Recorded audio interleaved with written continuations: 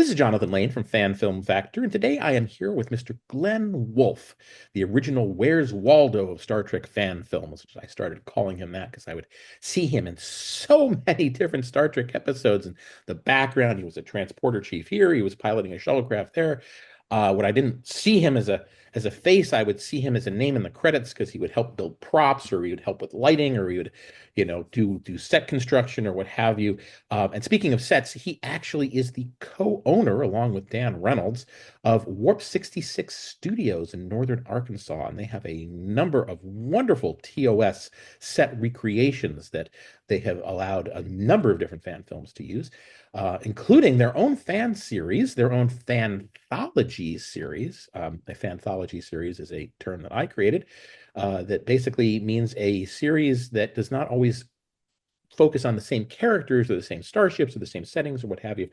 But it is called the Federation Files. And I think the Federation Files got its start way back in 2016. Is that right, Glenn? That does sound right, and that would have been His Name is Mud. His Name is Mud, their very first episode. And so you're entering your ninth year of making fan films.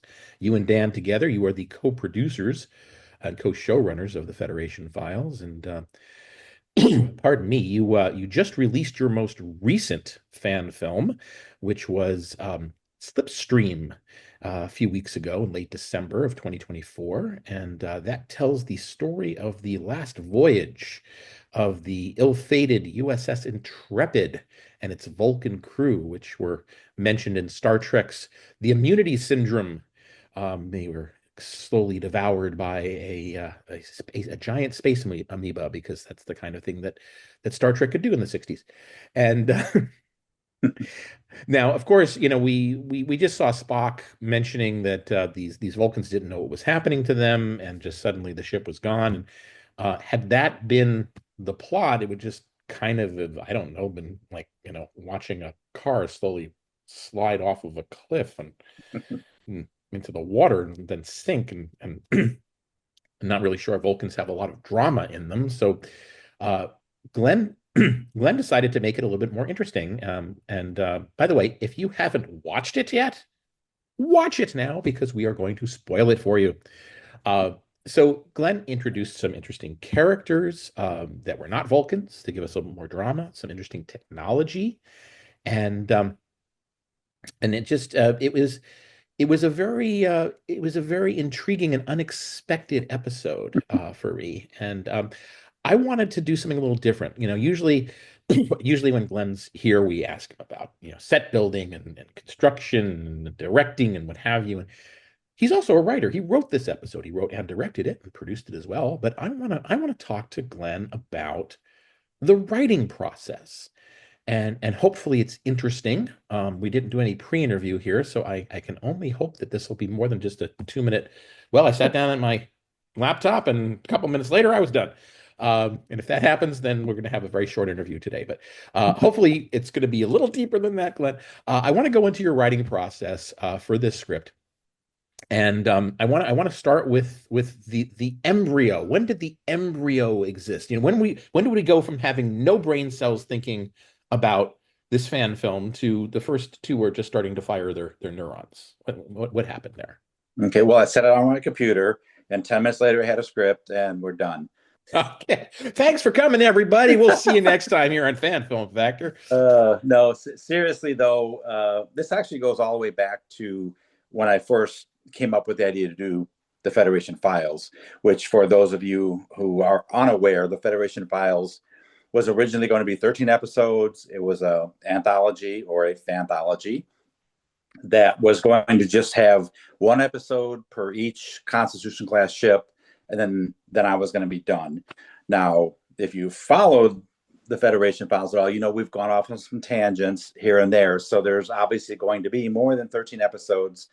But like I said, originally I'll was give you I'll give you a sample of some of those tangents. By the way, there was one episode with a Detroit class, so you already went out off of the Constitution. Let's see, you've had voices from the past, so you've been back in the 1950s. You've been in the more recent early 2000s, I guess. You had Colonel Green Yep. During the COVID era, so we discovered that Colonel Green may have been involved with COVID when he was still a major. So yes, you have definitely gone. So is that no longer the goal here to cover like every single one of the 13 starships of the original Oh Constitution no, class? it is actually still the goal. We're still planning on doing that. Of course, now we've got to go back, and since they changed the names of some of them now, I don't know how that's going to go because I guess we have to do the New Jersey now, right? Or is that no Yes, you longer do. canon? Yeah, All I don't know. it's hard to say. It's hard to say, but anyway, the goal is yes to still do one for each ship. And the Intrepid was the one that I was most concerned about because a bunch of Vulcans sitting there not knowing they're dying is not going to be very interesting. So I had to come up with an idea where I could be on the Intrepid and at least make it interesting and not just be, oh, here comes a space amoeba. Oh, we're dead. That's the show. That's 3 minutes. So my writing process on this one, well, probably should tell you that I do a lot of driving for my job. So my writing process starts with a lot of What is time your job? behind the Hold wheel. on. I don't think anybody knows what you really do for a living. So let's expand this. Let's stretch it out a little bit because we can't always just talk about 10 minutes at the computer. What do you do for a living and that you drive so much? Okay, I'm a biomedical technician, which is basically, in the simplest terms, I'm a maintenance man for high-end medical equipment. Obviously, it's a little bit more technical than that because it's saving people's lives and that. So I work on anything from your basic EKG machine in a doctor's office to MRIs and CTs and X-ray and all that stuff. So I'm a contract. I work for a company that's contracted for many different healthcare facilities across the country. So I'm the senior guy there, which is why I'm on the road the most because they say it's because I have the most experience. I think it's just because I'm the oldest one and I don't mind driving. So There you go.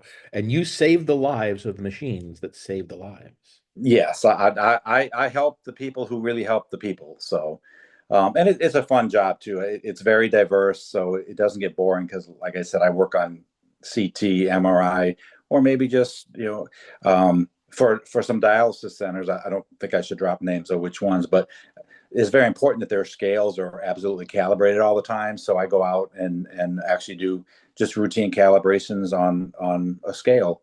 Now, of course, it's not like the scale in your bedroom. It's a medical grade scale that wheelchairs can go on. And anyway, so I work on thousands of different kinds of equipment all the time. And I have a truck full of test equipment and I drive to wherever they tell me. And while I'm driving, I'm either listening to Star Trek or I'm writing Star Trek in my head.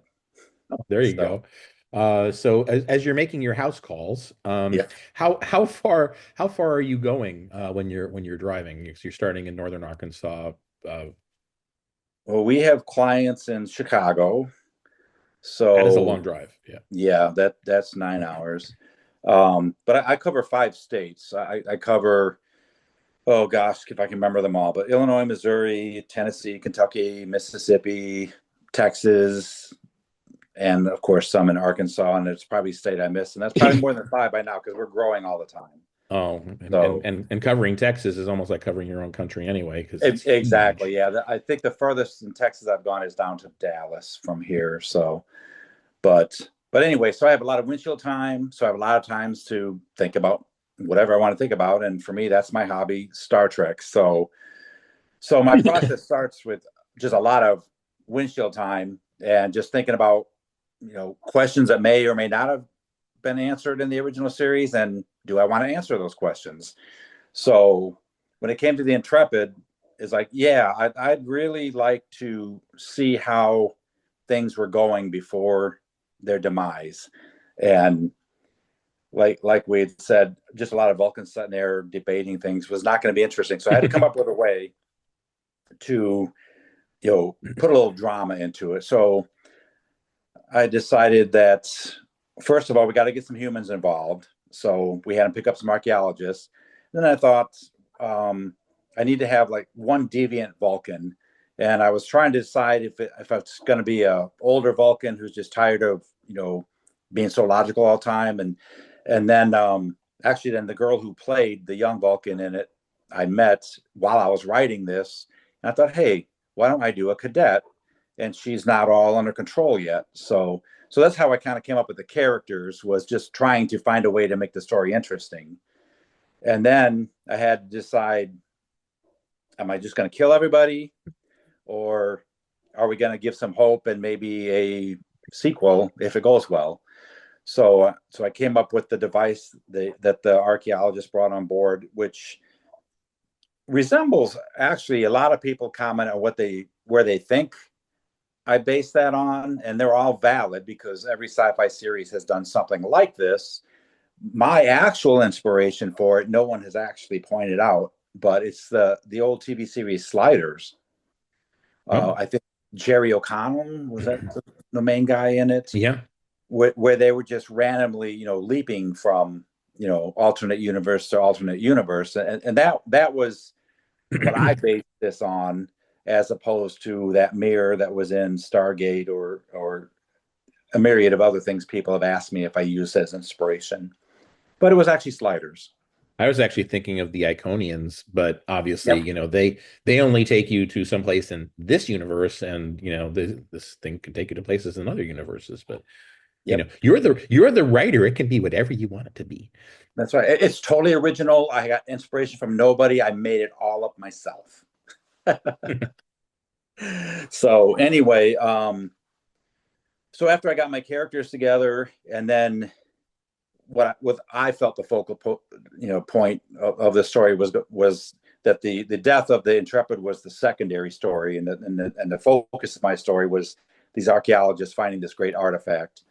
And oddly, when I first wrote this, I wrote it as a parody, which is evident when you see my alternate universes. They're all, parody sci-fi shows, and I did that for the sole purpose of not getting anyone confused when they're looking through the the gateway. I didn't want it to be mistaken at all that they were just looking into like another part of the Prime universe. I wanted to be very clear they're looking at something else. So if you can't look at Spaceballs and realize, hey, this is not Star Trek, then you're not paying attention. So but as we were shooting it, though, Dan, my partner Dan, he convinced me not to do it as a parody because he thought the story was pretty good, and he said, I think if we don't play up the Spaceballs and the other inserts that we did, this would actually come across as a viable story. So I'm like, okay, Dan. I mean, I do think the story is pretty good, and if a few people get mad that I put Spaceballs in it, then I guess so be it. So one thing that helped with that was, because you couldn't hear through the portal, you couldn't hear what was going on the Spaceballs ship or the Orville ship or whatever. So that did help us remove the parody part of it. But I did put those clips in at the end so people could see what was actually going on. If they watched the after credits, then they could see the actual scene that we shot. And by the way, speaking of alternate universes and parodies and such, and Spaceballs, I would like to point out that Samuel Cockings was able to include in Crisis on Infinite Excaliburs, which was the Avalon Universe's multi-reality crossover, which I believe Glenn was involved with a little bit as well. Yeah, they shot Uh, some of that here. They did. But anyway, we snuck a little Spaceballs in there just at the end. You can see the Space Winnebago as all Yep. the ships from the different realities are blinking out. So yes, you're not the first Star Trek fan film to use Spaceballs. Ah, Yep. Well, I might be the first one that used Quark. that's true. If You might be. Yeah, I'm That's, sure by a the lot way, of this people. is not the Quark you're thinking. This is not the Quark Nope. from Deep Space Nine. This is the Quark television show from the 1970s. I knew that because I'm old like you are. Yeah, Uh, exactly. But these youngsters is all I know is Quark is as a bartender. Yeah. Uh, Which was actually, the Quark scene was an added thing after we had already shot. I stumbled upon Quark on YouTube after principal shooting was done. And I'm like, whoa, I can put one more insert in here because I want to build that set. So I built that little set.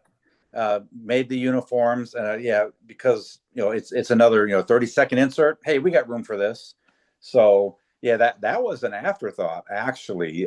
So just me, being bored one day and looking through YouTube and stumbling on it. So that's how that one came about. So writing process is me driving around being bored, then me typing it out, then me talking it over with Dan, see what we can do, what we can't do, what he's willing to do, and then what I can talk him into doing. Now, are you typing it out? Like you've been driving for a little bit, you get to a hotel in Chicago or whatever, and now you're in your room, you have nothing to do, and just, sit there and literally put it into your keyboard. Yeah, you follow me around or what? Yeah, that's A exactly little what bit. happens. Is I'll get an idea while I'm driving, and then yeah, when I'm in the hotel for the night, I got nothing else going on, so I at least type out a rough draft of it, and then when I get back home, and I'll give myself a day to kind of flesh it out, figure out names, and think about who I want to cast for it, and then it goes from there. But yeah, usually the story is about a two or 3 day process. It's a rough draft, a go over draft, and then a final draft after I talk to Dan to find out what we can and can't do. Being a final draft, what software are you using to actually type up your script? I just use Word. Just use Word. Okay, so Yeah, no it's not fancy a script formal writing script. software. Yeah, it's nothing special. I do block it out in script form, but it's not a script writing software at all. I just use Word because I'm too old to learn something new. It's simple. I put a little picture on the front of it, that kind of gives it an idea what the script's about, and then it's just a Word document, with scene numbers and written out like a script would be: external space shot, intrepid orbiting planet, and then just dialogue. So it's pretty basic, but it does look like a script for the most part. So Because and one of the reasons I'm doing this particular blog is that, there are folks out there who wonder, they haven't done a Star Trek fan film yet, but they want to. They have an idea, and they need to create a script, but they've never done a script before. They don't know how it's done. Obviously, there's no rules. I mean, there are rules. I live in Hollywood. I know there's a whole bunch of rules about writing scripts, but when there's Star Trek fan films, there's not really rules. So, what is your basic idea of what needs to be in the script? I mean, how, like, I know you say, establishing shot or whatever, space, intrepid flies, but how detailed are you being for your visual effects people, for your actors? How much um, direction are you giving them in the script, or are you just basically not giving them any direction at all? um I think I'm kind of in between, not giving them any direction and giving them, every minute detail. And the reason I do that is there's things in my head I can see what I want, so I write down the basics, like so and so enters the door from the right, camera pans over, sits down at the table, presses a button, talks on the monitor. That kind of stuff goes into my script. Now, what's not in my script is, are they carrying something? Unless it's important to the scene. Like if they need a tricorder, I'll say enters carrying tricorder. Sometimes we add that stuff after the fact, because when we're doing our blocking, which for the amateur blocking is you're setting up the movements of all the characters in the scene. So when we're setting up the blocking, that's not necessarily in the script. We go by what we see on the camera, what works for the shot. So we may add a prop or take a prop out.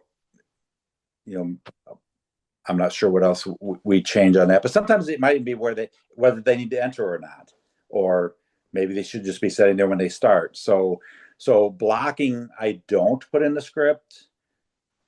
Necessary props are in the script and what they're doing with them.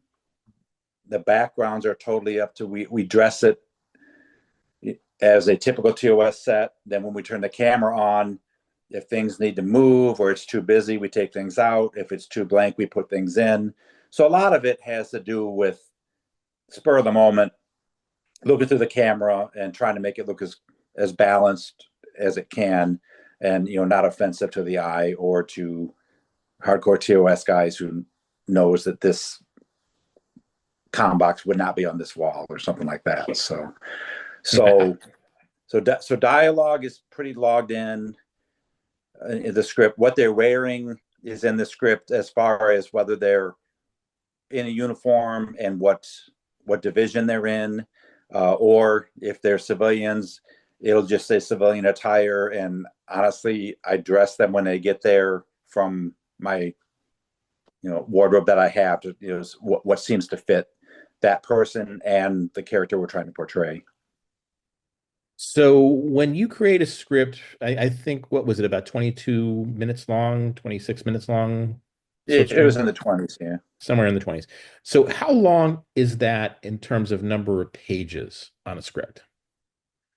For my scripts, it's about a minute a page. So I think that script is like 28 minutes long, or 28 pages long, and it ended up being about 26 minutes. I'm not sure how that actually really works out, to be honest with you, because some pages will have, VXF shot of ship orbiting planet, which is one line. You wouldn't think that takes up that much time, but it probably fills 5 to 7 seconds of screen time. Maybe it's just the way I space it or whatever, but yeah, my scripts tend to be a minute a page, so I kind of know how long the episode is by how long the script is.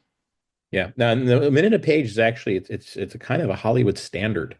Oh. And I always thought about that myself, like, because like for interlude, for example, there were some pages where there was a lot of dialogue, and then there were some pages where there was a lot of descriptions of things that should be happening in the visual effects shots, and very little dialogue. Mm-hmm. And yet, I think I had a 12 or 13 page script for interlude, and basically a 10-minute fan film with 3 minutes of credits. But it's amazing how they really do seem to kind of match up a little bit. Yeah, Uh, just it's magic. I guess. Yeah. It's I just tell Dan, illusion. no matter what, when you're editing, when you start at the page, make sure by the time you get to the end of the page, it's 1 minute. That's how that works. So no, it just seems to work out that way, and I don't know why. It is kind of crazy, but it does. It sort of, it averages out. Like you flip a coin, it's a regular coin, and the more times you flip it, the more likely it's going to be coming up 50% heads. Yep. If you flip it Yep. twice, it's very possible to become up 100% heads because it's only two flips. Right. Okay, statistics. Bet you weren't Yes. expecting that today, kids. Uh, Nope. all right, so you've got your script written. Have you written? Yeah, I guess you haven't written it all in one sitting. You've obviously done this over the course of several days, several states, what have you. Script is all done. Yep. Is the script done, or It's are you going never back? done until we shoot. Okay. So you are sitting there alone, or you've got, your lovely wife with you or whatever, and, done. What do you do next? Do you read over the script? How was it? Did I write too much? Do I need to tighten it up? Did I forget to really explain this? Or do you just take it to Dan and say, okay, it's your problem now? Uh, uh, it's funny you say that. It used to be I'd get a script done and I'd have my wife read over it, because she'll never admit it, but she knows way more about Star Trek than I do because I make her watch TOS all the time. And then after she get through it, then I would give it to Dan, and Dan would read it, and then we'd all compare notes to see if we needed to adjust anything. That probably ended about 5 years ago. Now, and I don't know why, to be honest. Well, my wife is tired of Star Trek. That's why There she you didn't go. look at it anymore. But now, after I feel I'm done with the script, I give it to Dan, and he kind of just, I don't want to say gloss over, but he doesn't read it word for word. He just looks for like any blunders that would be so obvious that no Star Trek fan would make. But honestly, Dan doesn't read the script till he edits. And you should ask him about that. But I'll tell you why Dan doesn't read the script until we shoot.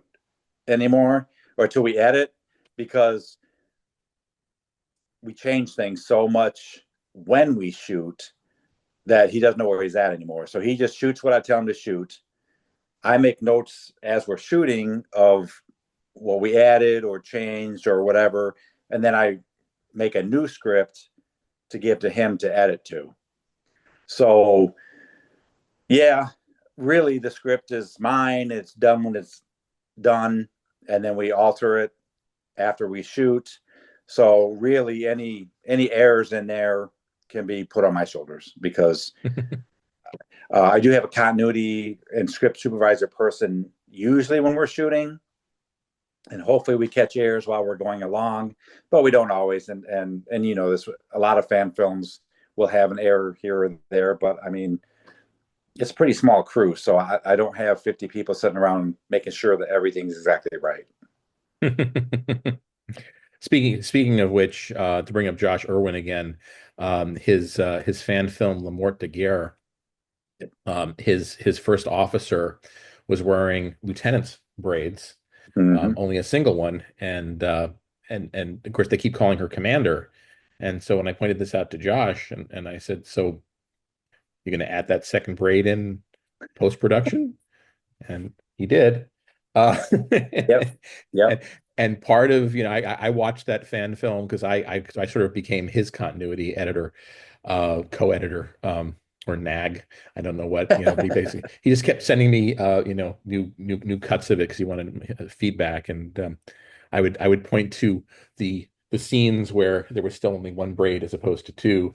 Yep. And it's like, oh God, I forgot. And you keep forgetting them. And it's like, you got to do that one too. And you can see it. She just brings her hand up for a second, but you can see Yep. it. But yeah, so you want to get the continuity right before you have to fix it in post, or you're going to be spending lots of time. Um, but Okay, so another thing about scripts, because obviously we're still trying to stretch this out because we want to talk about scripts. Um, but another thing about scripts, especially for Star Trek fan films, we are our own bosses when it happens. We're not necessarily being forced to look at our stuff with a critical eye. So if we want something in there, we leave it in there.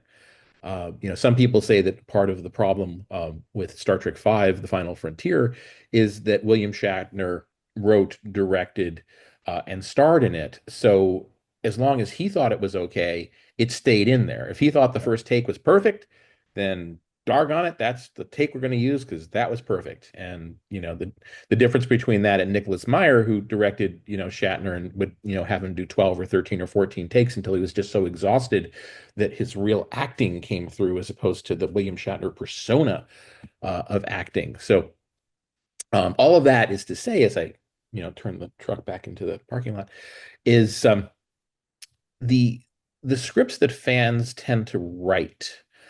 This isn't true of all of them, but a lot of them are, I'm sorry, guys, a little overwritten.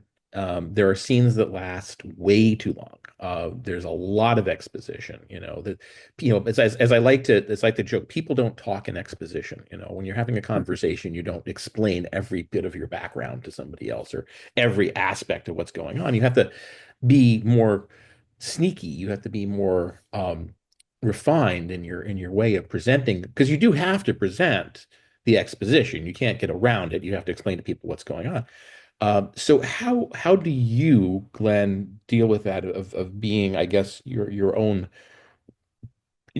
critic, Well, your own editor? yeah, I'm trying to figure out how it might be because of the way I choose to write more than anything.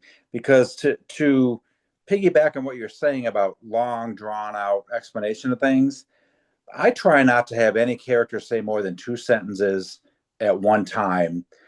And I think that's because I've noticed exactly what you said, is a talking head sitting there saying, six paragraphs of something that you could have implied three of them and then cut the other two down to four sentences, and would have been easier to watch.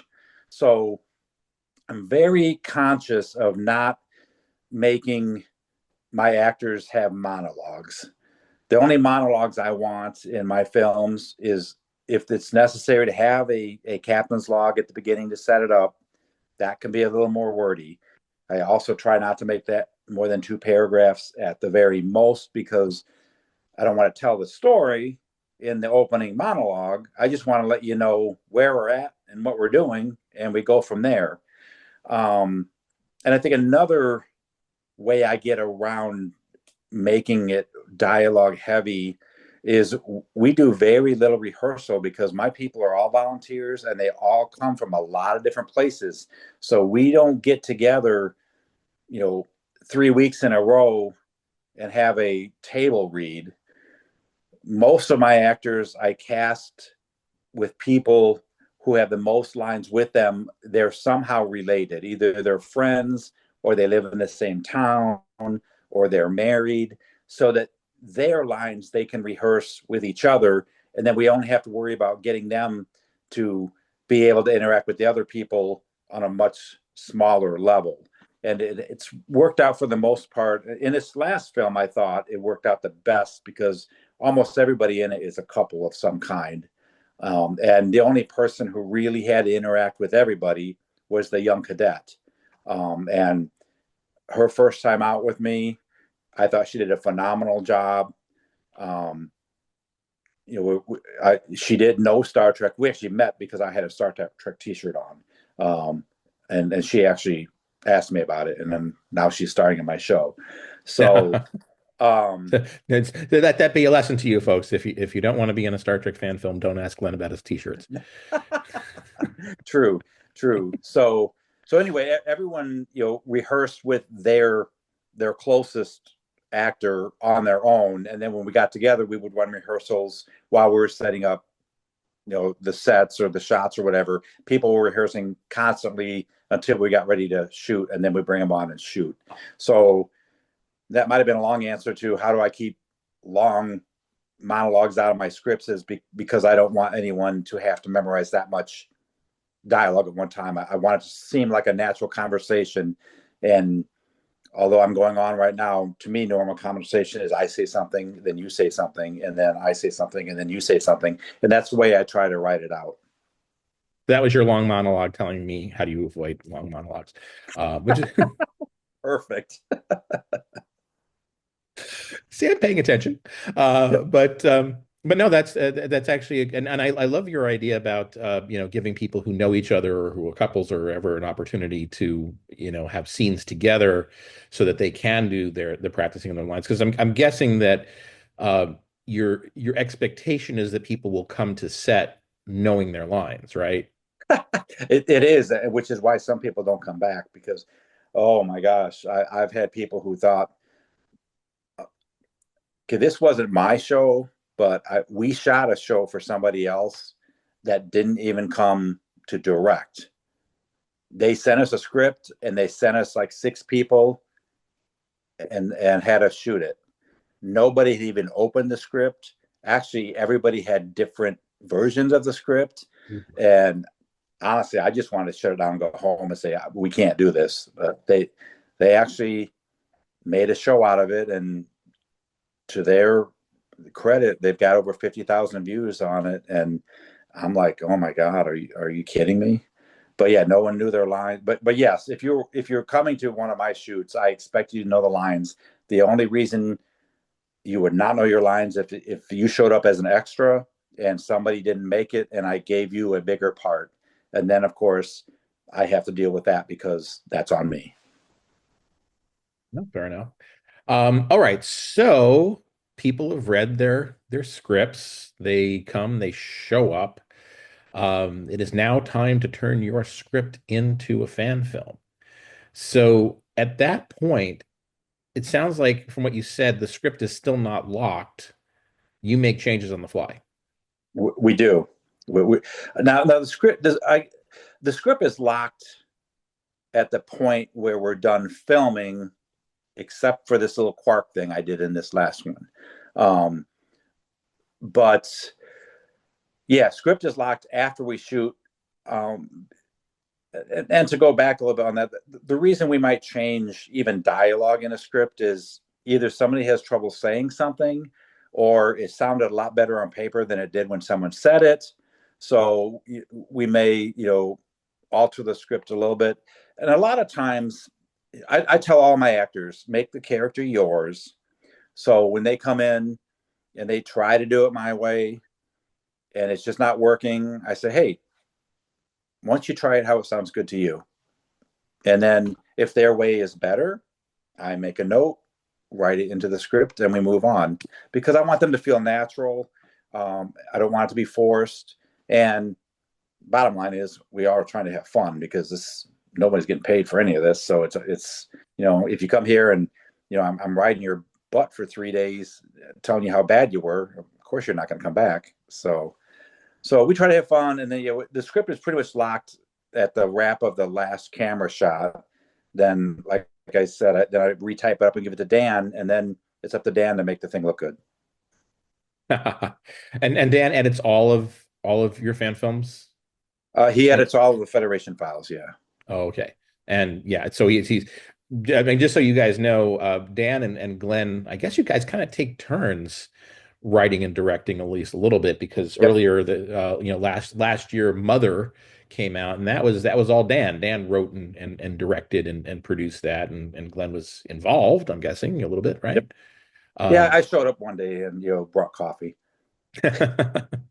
there's Waldo with the coffee. And and then Dan was obviously the editor of that, so he's always editing stuff. Do you Yeah. have the ability to edit it all, or is that just one of I those don't things have where software now. I edited. If you look on our Facebook or our website, I did a bunch of cartoons 10 years ago. I'm the one that edited those. So I have a little experience in editing, but I don't have the software or really the time right now to edit. Dan's semi-retired, and I'm driving all the way across the U.S. every other day. So if you waited for me to edit a film, it might take 4 years to make it. Maybe 10, but no pun intended there. We know. But but I could, but I would not be as good as Dan. yeah, Dan does this for a living. He owns a TV station. He edits yep. commercials and all that kind of stuff. So that's his thing. I let him do it.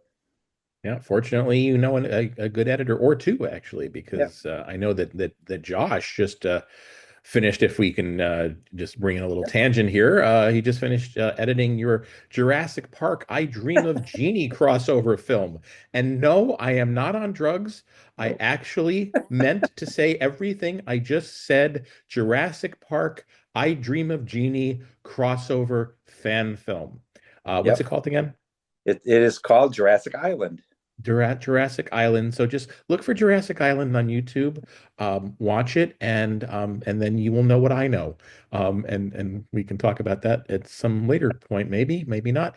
Oh But my anyway, I know God. that Josh Irwin just finished editing that for you because we were actually on the phone, and he said I'm now going to go finish editing Glenn's "I Dream I of Dream of Jeannie" Jeannie fan film. Yep. fan film. But but anyway, back to Star Trek because I don't even want to know what drugs you were taking when you came up with that. Oh my God, there's such a story behind that one too, but that's for a different day. Okay, is it a quick story or a long one? Well, the very short synopsis on it. I was driving down the road and I saw a body shop that had Jurassic Park vehicles in it. I pulled over and said, "Hey, can I use your film? I use your cars in a fan film?" He's like, "Sure, but they're sold. You got a week to shoot."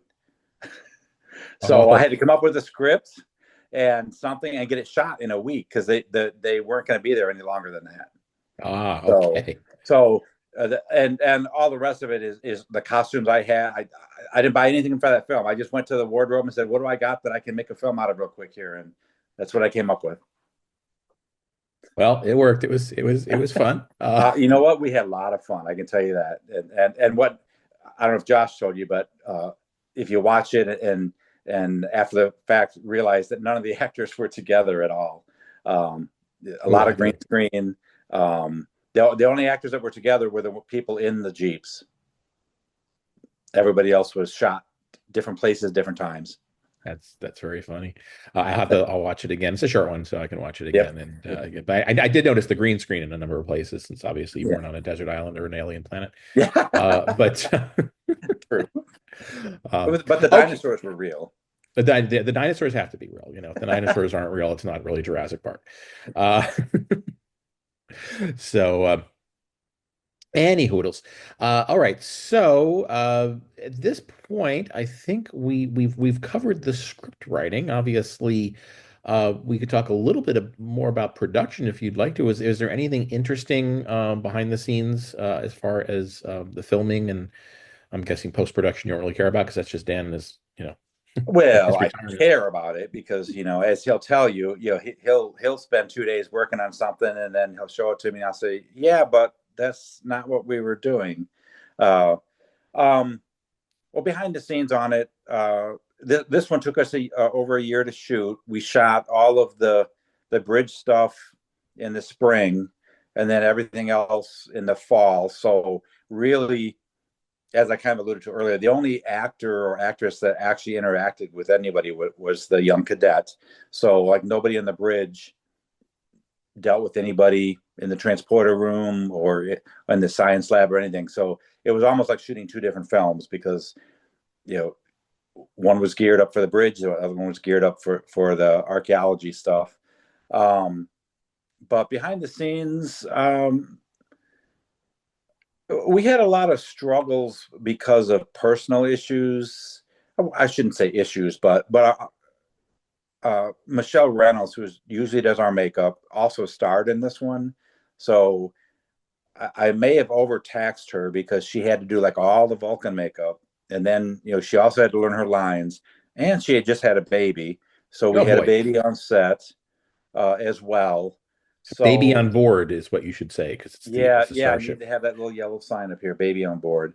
Yeah. So, we had to take time out for that. And, like I said, this is for fun and no one's getting paid. So if I sound like I'm complaining, I'm not. It's just, I think I could have organized that better to take some things off of her plate. But I think the most interesting story in regards to this episode is how I met the lead actress. I was wearing a Star Trek shirt, like I said, but I do a lot of thrifting and garage sailing and stuff like that. And I actually met Nina. I know the credits say Christina, that's her real name, but she goes by Nina.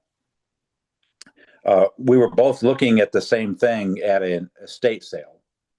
And she turned over and looked at my shirt and goes, "Oh, Star Trek." And of course, that's the opening I need. I'm like, hey, you like Star Trek? I make Star You Trek films. you said the Um, magic words. so luckily, my wife walked over before I got into too deep of a conversation with her, so that my wife didn't get mad because she happened to be in the next room. But she comes over. I'm like, oh, no, this is my wife. She helps me with the Star Trek films, and so we kind of hit it off there. We exchanged Facebook links, and she actually, like I said, a lot of people in the films are related to each other. So her sister and her are in it, and then the two main characters, the scientists, are married. That's Josiah and Michelle Reynolds. They're married, and then on the bridge, the captain and the science officer are husband and wife. And then background, most people won't know. I think one of them was only a voiceover role, but I have a set of brothers also on there. So we have brothers, sisters, and two married couples on there. So, and then a few random extras.